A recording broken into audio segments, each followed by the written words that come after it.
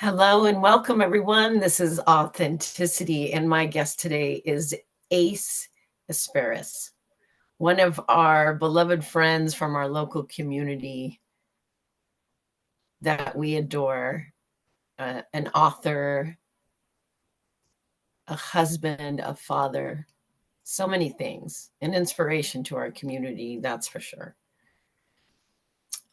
Welcome back to the show. I tried to have you on a few months back. Do you remember when that was? Yeah, that I think that was around the second week of January. But gosh, what a pleasure to be on. That was a that was a fun time trying to get that going. It's it would not. We tried, and you were right. It was on my end.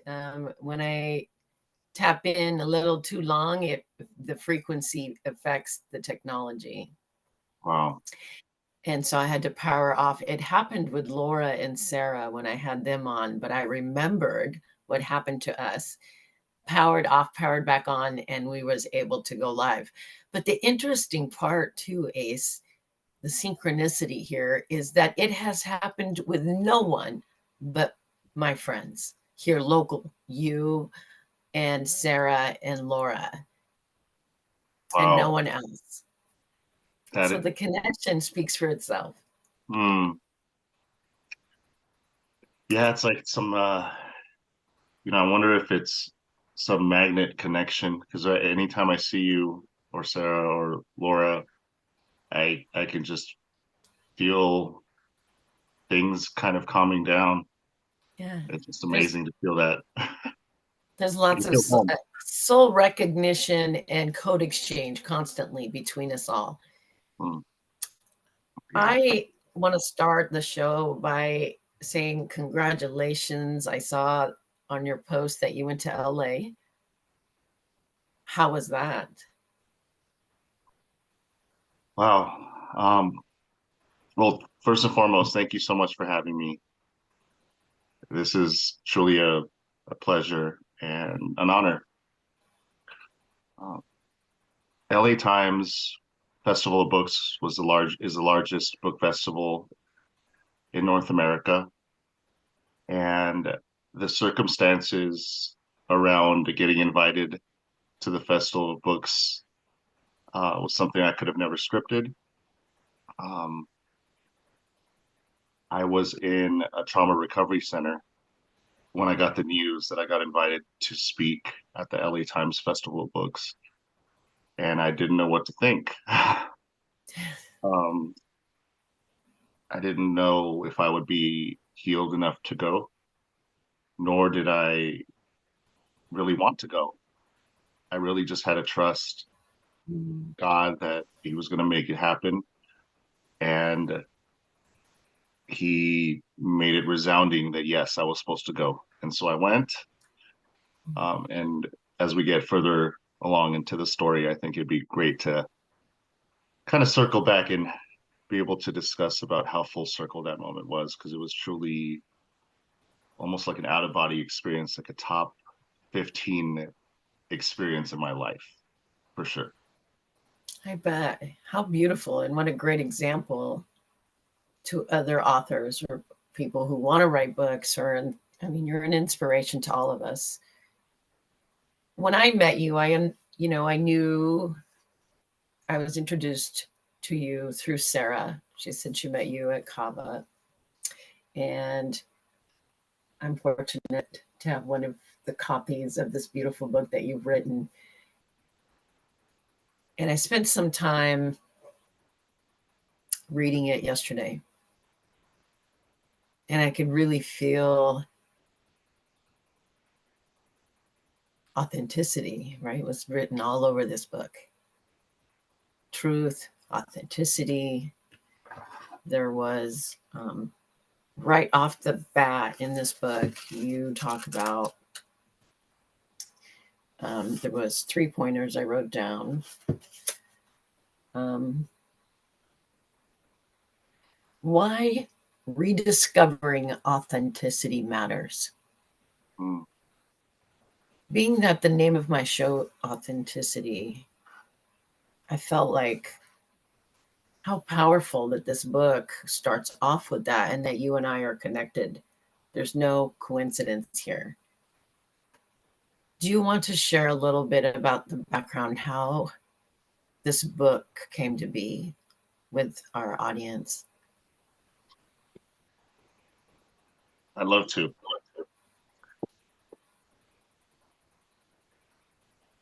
First and foremost, this is the first time I've ever written a book as a new author. Um, it wasn't in my plans to write a book, but having cared for the first community spread COVID patient in the United States as a respiratory therapist, and struggling with childhood trauma and post-traumatic stress disorder, um, I felt like it was a way to heal myself and also potentially help that one other person who might need to hear the story. Um, Going back into why I wrote it, I think there was a big part of me that needed to unload a lot of the traumas that went on in the emergency room and during the beginning of COVID, a lot of the manipulation and how just horrific it really was, holding hands with those who would die alone and them not being next to their family members. I think there was such a huge burden on my heart. Um, and I saw things really crumbling. And so I think only now are we beginning to really unpack what went on during the pandemic. And I think a lot of us haven't really healed or done the emotional healing to unpack our dysfunction during that time. I think it really led us to a lot of dysfunction. And so writing the book, I wanted to give just an authentic point of view of my downward spiral uh, towards addiction and numbing and just not really knowing if this was going to end. And so the book essentially is like a beacon of hope for those who might be suicidal or struggling, and to let them know that, hey, there is something on the other side. I know there's a lot of stories about this, but I think the fact that the book is about transforming trials into testimonies, there's nobody on the planet that can take away your testimony. There's nobody that has walked through your shoes, and there is the shared common humanity in which we can empathize with each other. And so, um, and the work doesn't end, right? The work never Yeah. ceases to end. And so, going from a pivot standpoint into a new way of being is essentially what I attempted uh, to convey in my book. And you did such a beautiful job. And I want everybody to be aware, too, that it's an easy read. It's well written. It's in large enough print for those of us who need readers now. And I loved it. And thank you for sharing it with all of us. It helped me. I'm very compassionate and connected to my heart and the world, and but it helped me understand your perspective as a respiratory therapist, and those nurses and doctors and people who, how lonely it was. We are in our own lives doing the best that we can, all of us, and it, what it brought forth for all of us to heal in those times was perfect for everyone, I'm sure. But seeing it through your eyes and what you experienced expanded, it was a gift for me and my awareness, and expanded even more my heart towards those who do service work like yourself. Thank We you. think about we really do think about the men and women in service in the Army, Air Force. And we think about in the way that we honored them. But there's so much honor in caregiving and what you were doing and the trauma. I mean, and the way that you were able to heal through your writings is magical, Ace. And then to have PTSD is a real thing. I know that some people might not think that it is, but that it isn't, or I mean, you're free to feel whatever you would like. But I even experienced in the minutest things. I had a little fender bender, and it took me months after that fender bender to when I back up, I still feel a bit of a twitch or oh gosh, I'm going to hit something or I'm not paying attention. And that was minor compared to what we're talking about in your book here and what a lot of people go through. I know that you just were you spent 40 days where? What was it called? Do you want to share? 40 days in a trauma recovery center. So similar to, I guess the closest thing is like a recovery house or sobriety house. This was specifically for PTSD uh, veterans and first responders in Draper, Utah. It was called Deer Hollow. Yeah. And it was just like at the end of last year. Oh, actually, it was the Or was beginning of it this this year. year? Beginning of this Yeah. year. Yeah, I'm so confused with time, yeah, because you just came home, what, a few weeks ago or a month ago? Yeah, like I got back at the end of February, February 26th specifically. Um, and so it was pretty interesting because having written the book, and you did touch on PTSD, Mhm. um, and you mentioned about the fender bender, and the first thing that comes to mind is how our body keeps the score with our nervous Mhm. system, and so that little twitch is your body, your nervous system attempting to keep you safe, Mhm. right? And I think when I was finishing on my book and I did a lot of editing at the Kurunakawa, it was as if my nervous system was trying to protect me from releasing it. And so it was like an internal battle of shame and rage and anger and courage and just push through and whatever it was that wasn't allowing me to get to the point of grief that I needed to. Because as we know, uh, with anything, we need to feel it in order to heal it. Yeah. And on January 18th, after my book was out for a little over 2 weeks, I was in a crisis state. My I was suffering from pseudo seizures that landed me into the ER, and my nervous system just was not calming down. And so, and this is even after doing work for like the last 2 years. So I went to the trauma recovery center, and it was really fascinating because when I went in, um, I just said, "Here, fix it, fix me. I don't know what to do. I don't know how to tackle this thing." And 26 days into the program of the 40 days, my system was finally relaxed enough for me to address um, childhood trauma and daddy issues and things that I never thought were the main reason as to why uh, I was having the seizures. And so, and I still haven't had any since, which has been such a Mhm. beautiful thing. Um, but especially as men, I think we don't give ourselves permission to cry or to heal in those ways. It feels like the world's ending when we do cry and grieve. And so in the trauma recovery center, I really learned how to grieve.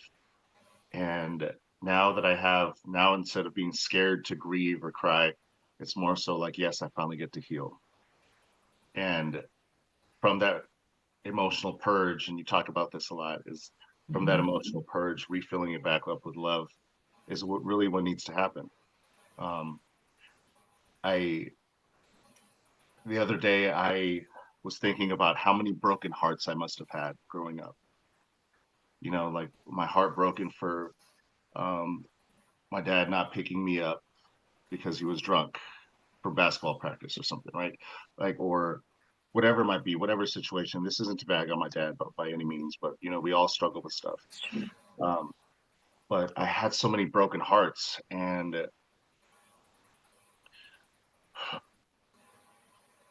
I healed it however I healed it, whether it was through numbing, whether it was through alcohol, whether it was through sex, whatever, drugs, and or thrill seeking, adrenaline seeking. So those things kind of pushed it down, pushed everything down, but I never really addressed it. Like, I mean, depression is not sadness. Depression is suppressing and depressing all of our emotions. Mhm. And so with all those broken hearts, the way I have it today is that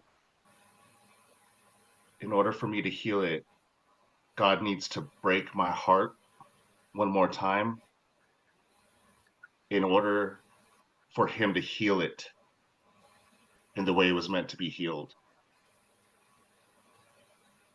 And so now I look forward to like to getting more into the work and really healing this stuff. I mean, average childhood experience is a score that um, that can indicate complex PTSD, Yeah. and I have a pretty high score. It's an 8 out of 10. Um, but I'm not my score. Um, I just these aren't character defects that I'm talking about things that we had growing up. It's more so experiences that we had in order to survive. They're survival traits, right? And Mhm. so going through the trauma recovery center and doing this work on a daily basis. I'm still in intensive outpatient work. I can really dig into the root cause of things and and just have so much grace. Just I have so had much. that open in your book, um, on, let's see, I think page 45, or wait, yeah, page 45. You go into root causes. Um, you talk about reflection in your book, and you talk about meditation and mindfulness. And it really, going into feel to heal.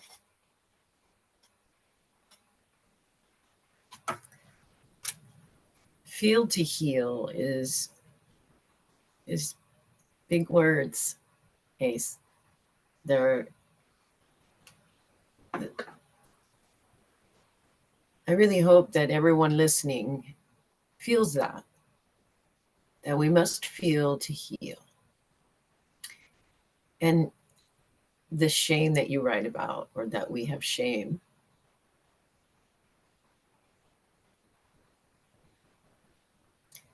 Do you want to touch base on that? What is it, the shame around the depressing, or pushing your feelings down? Is the shame about, oh, am I drinking too much? Where's the shame coming from in those moments as a masculine?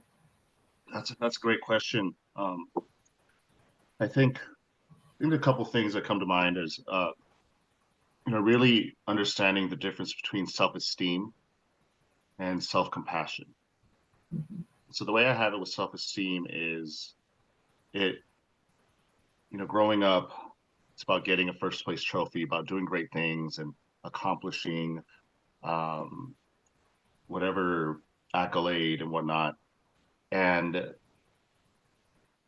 with that comes like a feel good, like a feel good hormone that gets released into our bodies, right? Some serotonin and whatnot. Uh, but it has an agenda. Self esteem has an agenda. Self compassion is about just turning inward and still feeling good, but it doesn't have an agenda about trying to be better than anybody else. Mhm. And so, having grown up where I grew up and being a man who played sports all through high school and some in college, and I did go to the Philippines to play some semi-pro basketball. It was really it's the machismo stuff, and so the inner critic in my head was really a shame part. That was like, hey, you're not good enough. Um, if you did this, you would have gotten here, right? And so um, shame really comes up in the form of uh, parts of my body that are saying, "Hey, I'm not worthy. I'm not enough. I'll never be enough." Um, because my dad is an alcoholic, I'll be an alcoholic too, and I Mhm. make decisions based on that voice. And so, really, really listening to that voice and actually saying, "Hey, shame,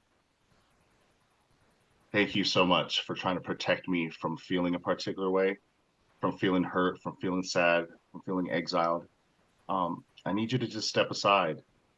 And what it also does is gives me permission to try to understand or figure out when was the first time I felt that. Was I 10 years old?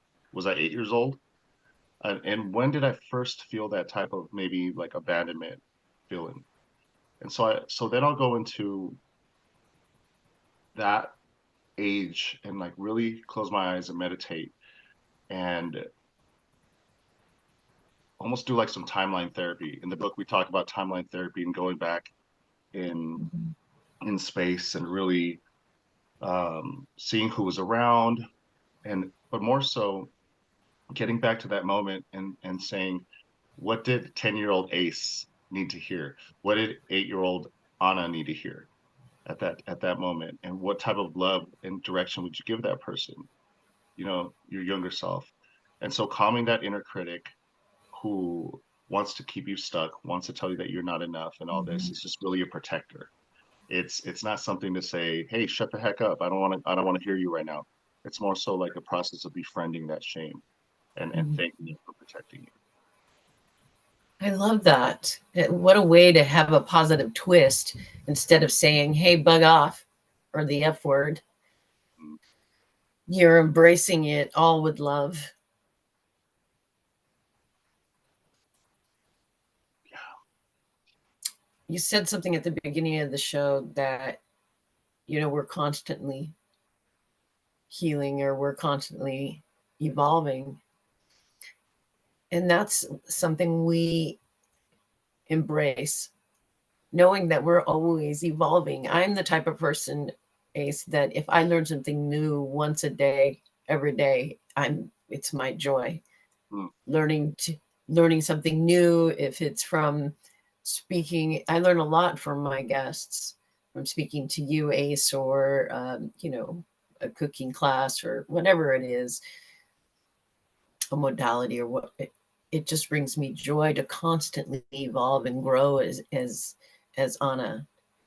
And it is important to realize the competition isn't with others. The person that I'm always achieving to be a better version of is the competition is with me. that's right.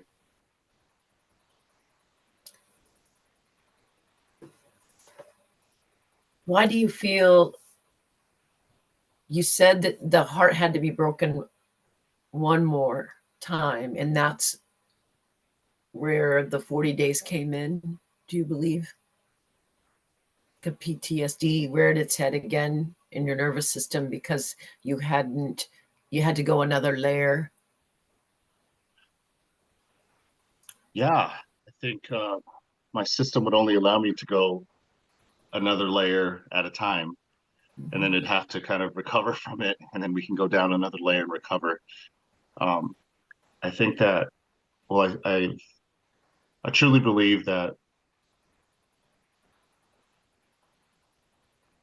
my my family of origin and what they went through also has something to do with why PTSD became a big thing. And so, a little bit about my family background. My grandfather was a World War II prisoner of war in the Philippines during and the Japanese held him captive, and he escaped. The type of tortures that that they did to him was something he never really talked about, but I've been able to piece that together through reading other books of testimonies. And so my father and mother were both in law enforcement, and we actually moved to the United States because my father was on a hit list by the cartel that were going to murder him. Um, By the time I was 8 years old, eight out of those 10 men that were on the list were murdered. And so I think that I was predisposed to some of these things, right? And generationally, I Mhm. wasn't initially, I was not aware of why I was feeling all these things throughout my nervous system.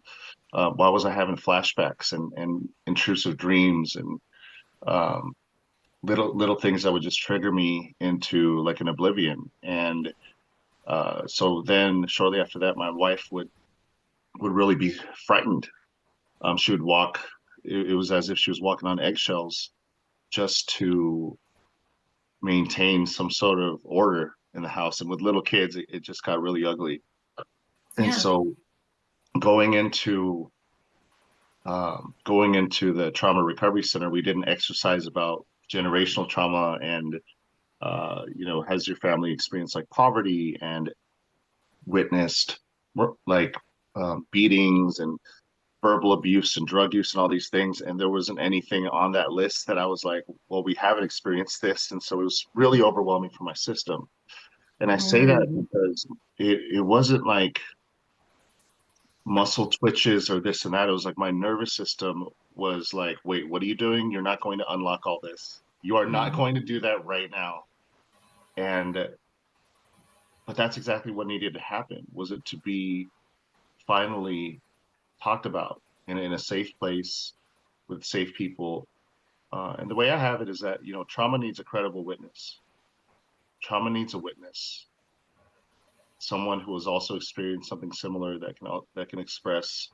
To quote Brene Brown, she says that empathy is the ability to express the feeling of you are not alone, Yeah. and being around other people that have not the same story but similar um, really gave me that feeling and the courage to go in and dive into this stuff. I mean, it's been transformative and it's still transforming. So it's part of like the testimony that's not in the book, but it's such a huge part. There might be a follow up.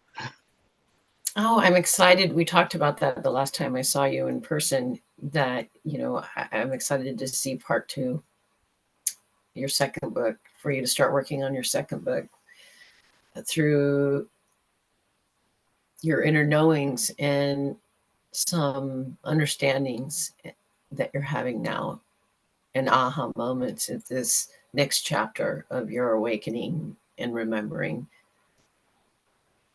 as we do it also collectively, because as the individual goes, so does the collective. Mm, Because what you're doing for yourself, you're able to do for others, right? It's that hundredth monkey effect.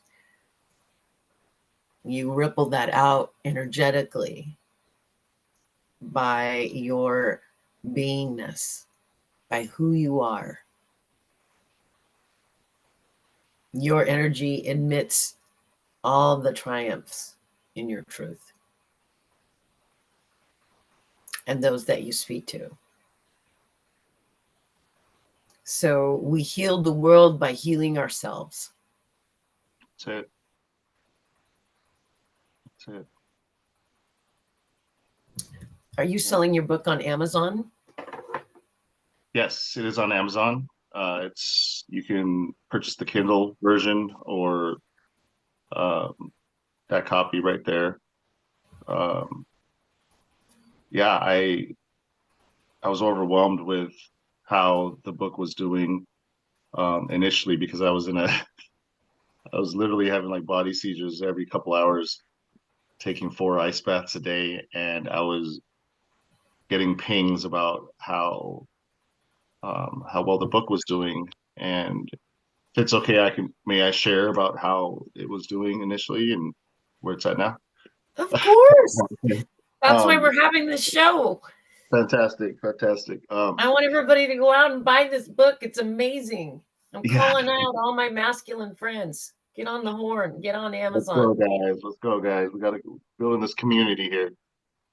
The so when it came out on January 1st, 2024, the first week we hit #1 on Amazon new releases for 12 Step Recovery. It's a 12-step book that gets people to share their testimony, gets us to a point where we can kind of rid some of the shame and walk into it with community and also just a renewed sense of purpose. And so yeah, we hit number one for that category, and number four for PTSD, Amazon new releases. And so as a new author, I really did not plan for any of those successes. Um, and I think this is really fitting to be on your podcast today because of really leaning into just being authentic in everything. This is what happened, and that's it, right? And this is, but it wasn't just like it wasn't about letting people know about the traumas that happen inside. It's like, what did those traumas do to me? Because trauma is going through uh, an emotional experience without being able to uh, convey or express what was going on. And so it remains stuck in our body. And so for me, unhashing these things or kind of scraping them up, so to speak, bringing them up to the surface, really, it was so difficult. After three chapters on it, I wanted to quit because my body was just reliving what was going on in the ERs and the ICUs. And so it took some coaching. And I think what's really important and something that we talked about having coaches is surrounding yourself with like-minded people who can also help you on this journey. You know, it's not enough to just be supported. I think the true authentic souls want to help you along this journey as well, and that's what Sure. we do for each other, right? We hold space and really, you know, if there's something churning inside, we can provide that from a place of love. And you know, I got some hard asses that tell me to buckle up and knuckle up when it comes to pushing me into these rooms of authenticity. Um, because I still struggle with some self-sabotage and unworthiness, but really that's a part of me that just needs to be loved on more, right? Mhm. If I can love on that part, then I can eventually gain some of um, that self-compassion that can help me, that I lean on in order to just allow the story to be what it is, which is a testimony to um, to what God has done in my life. I have almost 2 years of sobriety, and I come from two alcoholic families with alcohol all through my family, and so um, Yeah. giving myself the best And opportunity to heal. Ace, Yes. I I didn't mean to interrupt you because I want you to have the best opportunity to heal and have this platform and people to hear your story. I Mm, was going to say is that, you know, someone might say, everyone has trauma, Ace.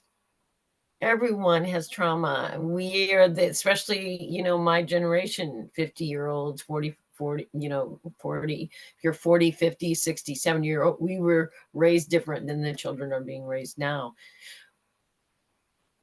That we were just told to deal with it, you know, suck it up, get up, wipe it off, wipe those tears. You know, we could go on and on and on. mm, But what you're taking the courage and the steps in this book about breath work, about stillness, right? Because we can talk about our traumas all day long, and we can share our testimonies, but you're coming up with a solution. And I say this all the time, and I say, hey, you can complain all day, but don't complain to me until you come in with a solution. let's And go. that's what you've done. That's what's going on in this book, is that you started the conversation on the healing journey. Mm. What's the science behind it that you get into in the book? These great questions, great topics, and I think, well, with my background being in the hospital and specifically, I work with tiny babies in the NICU, doing transport at a local hospital here. And I'm currently on disability. But anyway, with my background there and also in sports and in working with veterans and first responders in the community, I work with Courageous Survival, which is a nonprofit where we work with mental health resources, where we spread mental health resources across the state. And so I say this because I had to find something that worked for me. And there's tons of modalities out there, right? Like, to be honest, Anna, I thought breathwork was bullshit because I was like, man, I'm a respiratory therapist. I freaking know how to breathe. Like, this is stupid. But going in there and I was like, all right, man, I'll try it. Right. Like, I saw a brother who was like, hey, come to my breathwork studio. Let's do it. And it brought up like a euphoric feeling where all my traumas were actually coming up. It was just the most interesting thing. And so now I'm an advocate for breath work. But the main I guess sciencey topic that I talk about is like neuroplasticity, and I've heard it talked about several times on your podcast. But the possibility of knowing that your brain can heal is that hope I needed to be able to have the faith in order to know that I can heal, right? Like, so if I know that I'm on this path, I'm on this journey, and I can try certain modalities and understand that with and you mentioned this, when you learn one more thing a day, it Mhm. turns into like, wow, I can't believe I have the capacity to learn, right? Mhm. And I think in like this recovery world, sometimes for me it's like, wow, that's an old thought pattern that I learned from back in the day, probably before I was even born. And now I have the possibility to think of things in a new way and kind of create that new path, right? But with any new path, it The takes new neural pathway for your brain. Yeah. that's it. That's it. It takes work. And I mean, if you ever look at a jungle, right? Like paths weren't just like, oh, it wasn't just like in a day. Like things had to be chopped down. A pathway needed to be cleared, then dirt would be placed over it, then pavement. And so looking at those things and seeing like, hey, um, I have a I have a nervous system that operates in fight or flight or in rest and digest. Mhm. Sympathetic versus parasympathetic. And I say parasympathetic is lower because like it's like a parachute. Whoo, like I can go down to my parasympathetic. So anyway, realizing that even in my profession as a respiratory therapist, I was always operating in the fight or flight. It's always hurry up and wait, and let's go into the most critical situations. And so operating from a place of chaos is comfortable for me. Um, and it was odd because it showed me that, hey, I don't know how to operate. Like I didn't know how to operate from a place of just chilling and being present with my kids and doing mundane tasks because I worked off of adrenaline. And so realizing that a lot of uh, the hormones in my body, the chemicals in my body, I was working night shift. I wasn't really taking care of the gut brain, and Mhm. the gut brain makes up 95% of the serotonin that's necessary for us to have those feel goods. Um, it took like a whole uh, deconstruction to be able to reconstruct it the way I was meant to be from the beginning, which is to be in flow. And so, yeah, going through breath work, meditation, prayer, when I am struggling, I ask myself, did I get my vitamin G today? Vitamin G, it's like, wait, is that a vitamin? No. Well, the way I have it in the book is vitamin G is, okay, number one, did I spend time with God? Did I create a get to list? I like gratitude lists, they're cool, but I like a get to list because it puts action behind what I was blessed to be able to do for the day. And lastly, did I give myself grace for messing it up? I think one of the biggest things in recovery is give yourself permission to fuck it up. Yeah. Like you're going to. I mean, that's how you know you're moving towards getting out of isolation, getting out of the feeling of, oh, I'm stuck. Test yourself and go for it. Give yourself grace. So that's my vitamin G talk. I love that vitamin G. I want to write that down. Vitamin G. That I tell my granddaughter Ace, I'm gonna write vitamin G so I don't forget that. I tell my granddaughter all the time. I took her roller skating and she fell several times. And I said, I know it hurts to fall down. And you're going to fall down many more times because the more we do something, the better we get at it, the more confident we get at it. But realize and that you're going to fall. And like you said, you're going to screw it up and be okay with it. The joy is in the process. The joy is in the doing and finding those the inspiration and the joy and the pieces of learning something new, the gratification of doing it, seeing yourself do it. You said so much there. I mean, it's like bravo, Ace, for having the awareness and the perspective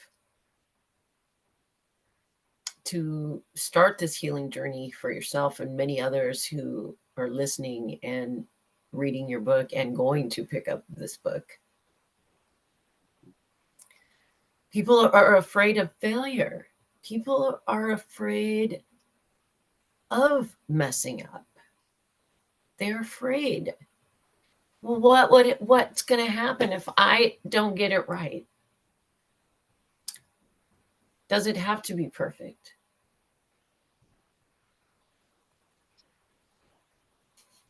And Yeah. the answer is anything you want it to be is perfect. It's all about perspective. So yeah, you can't spell journey without joy in it. Yeah. And You and used an, yeah. you used another acronym in here. Was it SMART? What was it? Um I marked well, I well, marked it in my book. What was it? one of them that come to mind is actually reframing PTSD. And so when I am feeling the post-traumatic stress disorder side of things, um, I choose to PTSD my way out of it, Anna. And so the way I do that is through an acronym that a friend of mine helped me come up with, which is the P is to pause and pray. Mm, T is to uh, trust my higher power. S is to seek. D is to declare. And so if I can pause, trust, seek, and then declare victory over whatever happened, or even if the declaration is to give myself grace for messing it up, then I can bring my nervous system down a couple notches. And this doesn't just go for people with PTSD. I think it's anybody who gets anxious when things happen. When mhm. we have, I mean, daily there's things that we experience. Like daily, there's little griefs, right? Like a friend moving away. That's something to grieve. Um, Maybe like leaving a job or leaving a community or whatnot. Those are things to grieve. Um, but there's also a lot of things that make us anxious. And so making sure I pause because that's difficult. You know, being intentional about finding pockets in the day where I can pause and pray just gets me out of my own damn self. Um, and hear this the right way. I play a shitty God in my life when I try to do it all. Yeah. When I try to control everything, I do a horrible job. And so if I can trust my higher power, if I can trust um, that I've been through worse, or the situation right now will also pass. I mean, it gives me enough sustenance just for the day. and that's really all I need is to get through the day. If I have one foot in the future and I'm tripping out on my future, and if I have one foot in the past, um, then I'm pissing on today. Yeah. I don't want to piss on today. I want to be able to enjoy it. Because then we miss what's right in front of us. Hmm. We miss the moments that are very, very present. Like right now, this moment with you and I, one that I will remember for forever. I'm truly grateful that you're in my life. Likewise. I have this part open in your book, and it's journaling for insight. And you write about what was the exact situation, question mark. What did I feel in that moment, question mark. Why did I feel that way? Hmm. Journaling can mean so many things to so many people, you know, like for myself, Ace, I didn't used to like to write. I did, and then I stopped, and then I came back to it. And for me now, my journaling in the morning after meditation, it's more of a declare Hmm. for my day. Um,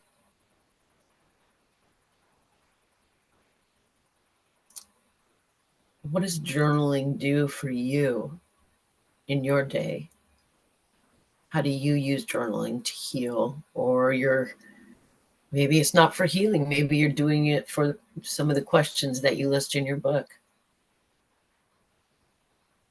Yeah, journaling encompasses um, just essentially reflection, right? And be able to like get present with watching the pen, watching the ink come out of the pen, and being able to jot down your thoughts. And I mean, that's very generic, but essentially, it is a place where you can declare. It's also a place where you can look back at how far you've come. Mm.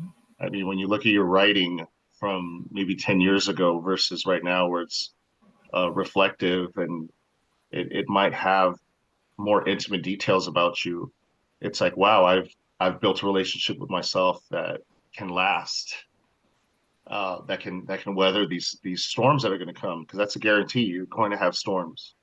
Mhm. I think the question is, are we going to be a cow, or are we going to be a buffalo? A buffalo runs towards the storm. They see it coming, and they run towards the storm so they can get past it sooner. Whereas a cow will run and hide. Um, I practiced recently after going through the trauma recovery center. I went through mind body mapping, which is a really powerful tool, where essentially, let's say I have a feeling of unworthiness that day. I'll write that in a circle. I feel unworthy, and then I'll draw like kind of like clouds around it. Like, what is it that's actually coming up? Like for 3 minutes, time myself. What is it that's coming up? And a lot of times that's the ego speaking, the ego that's scared, the fragile kid, who's just speaking. But what's really powerful about that is not the first mind body map, not the first journal, but actually meditating, getting to a calm state of relaxing the ego, relaxing the the frantic mind, and then turning the page and being like, okay, let's write that same thing again. And a lot of times that second time, I'm writing from a place of authenticity. Like, Mhm. I feel unworthy. No, I'm on my journey. I'm doing the best I can. I'm exactly where I need to be. Where the unworthiness is like, I'll never be enough. Um, I always do this. I can't break this habit. Just a lot of like should, coulds, woulds, and can'ts. But really, on the other side, it's like I am, like your declarations, right? Mhm. I'd like to know what your a couple of declarations that you made in the last day or two that that have got Um, us. sure. Mine are around uh, I am, I am divine will. I am divine love and light intelligence. And that with every word, thought, action, and deed, that I move with God's will. To use my voice, my eyes, my vibration to align with divine will, with the true organic ascension timeline. And that everything comes from my heart. And so usually I'll do a decree, I declare, and I always say, and so it is, and it is so. I love that. I love that. And it changes. Mhm. Yeah, I hold myself accountable. I am going through a course right now that is assisting me even to grow further in holding myself accountable, to practice what I preach. That comes with integrity. You think you have a lot of integrity in your daily life, just like authenticity. And then I'm like, oh, I didn't do my yoga today. I'm okay that I didn't do it today, but I want to make sure this is that I'm hitting that I want to at least do it 3 times a week. Right.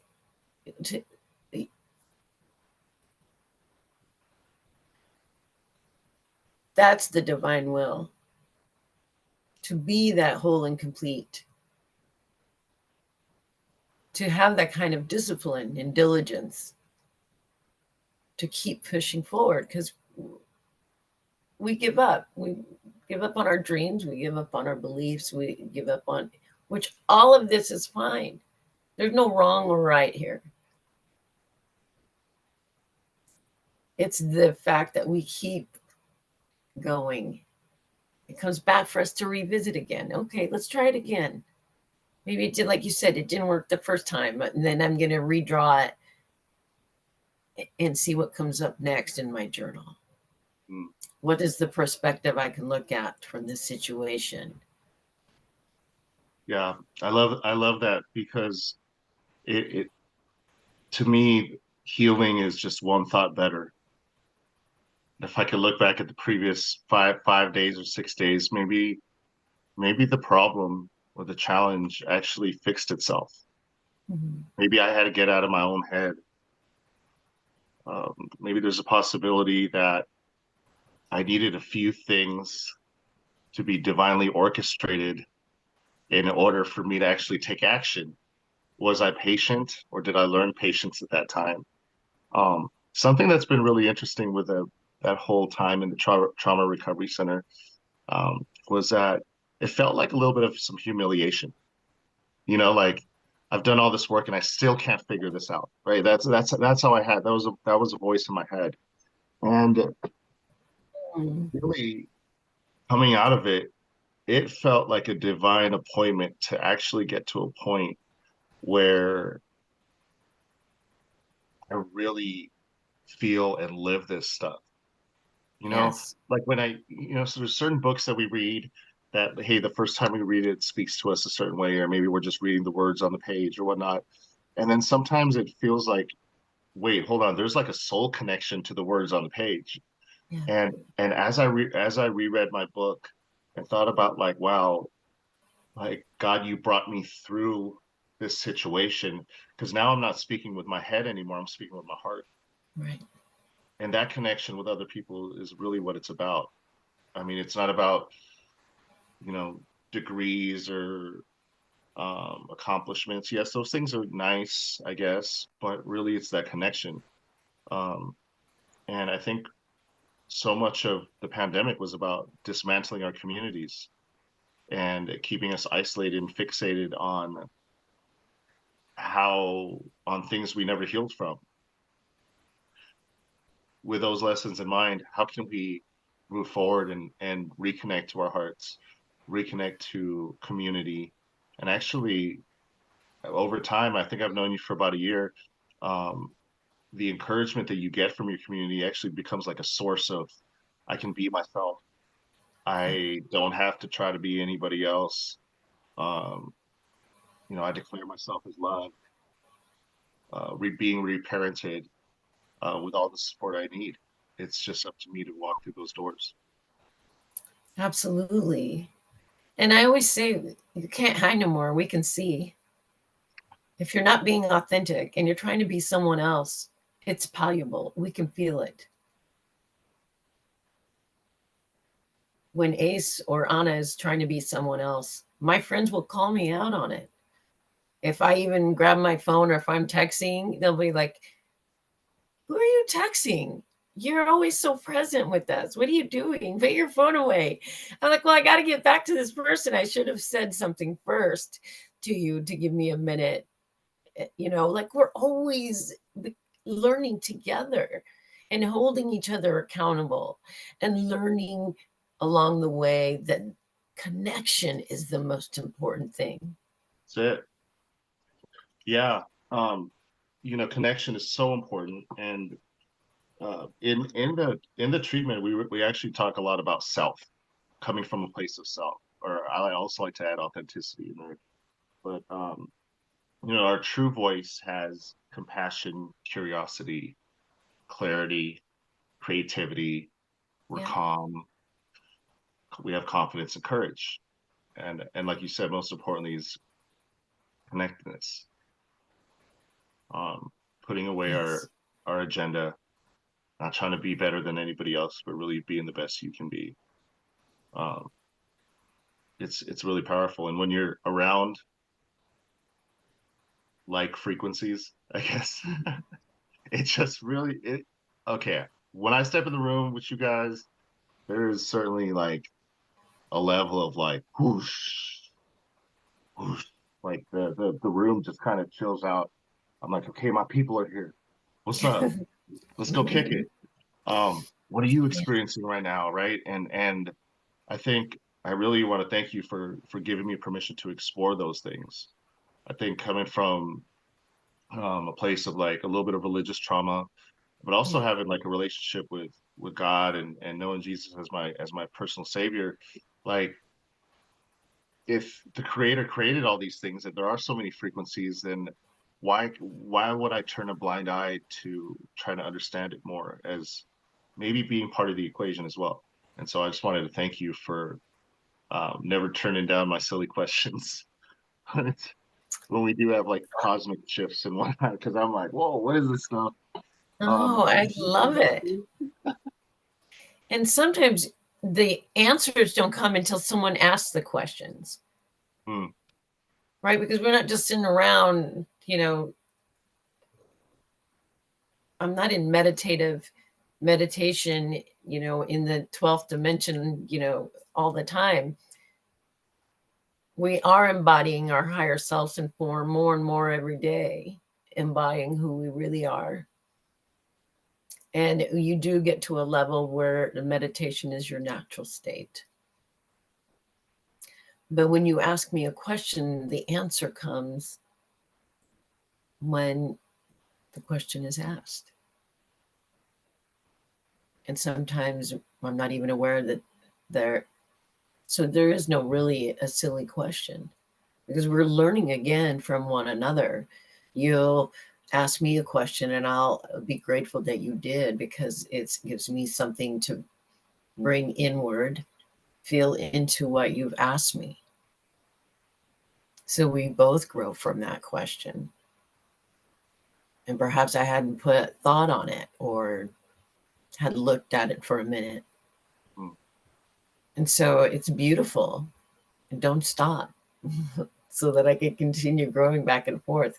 Because, like I say all the time, together, when there's two or more gather, that's where the real magic happens. that's it. No, Do you absolutely. want to get into this book a little bit more? Let's see. It is 1 o'clock. I don't. I'm having such a good time that I think our show is come to its end because, as you know, we can only hold the attention of our audience for so long before people are like, I can't be on here any longer. Um, let's see. I want to just look over your book a little bit more. You talk about vulnerability that's unveiled. We talked about go out and buy this book. We could have a book club. Ace, you and I and our friends at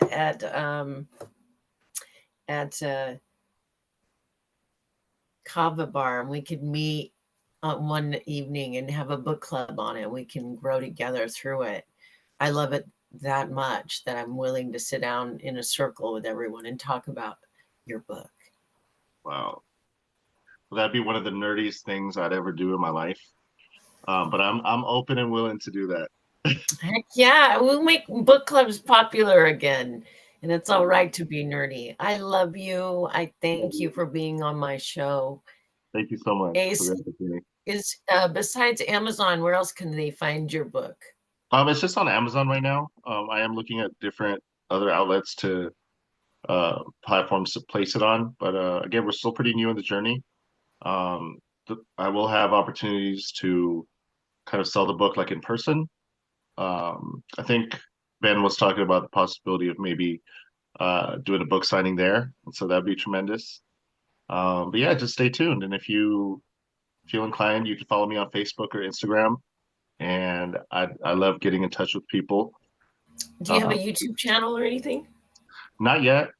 I'm just kind of jumping on and um, being selective with the opportunities that I do have that I feel fit the mission. And so that's why I'm really grateful to be here. I think it just aligned perfectly, and I'm just really honored. So thank you so much. Oh, the hour went by so fast. Thank you, Ace. I love you. I thank you. I'm going to meet the girls around 3:00. So if you want to come join us and celebrate today's show, I'd love to see you in Sounds person good. and give you a Sounds hug. good. All right. Bye-bye now. Bye. Thank you, Ace. Thank you. Bye, everyone. See you next time.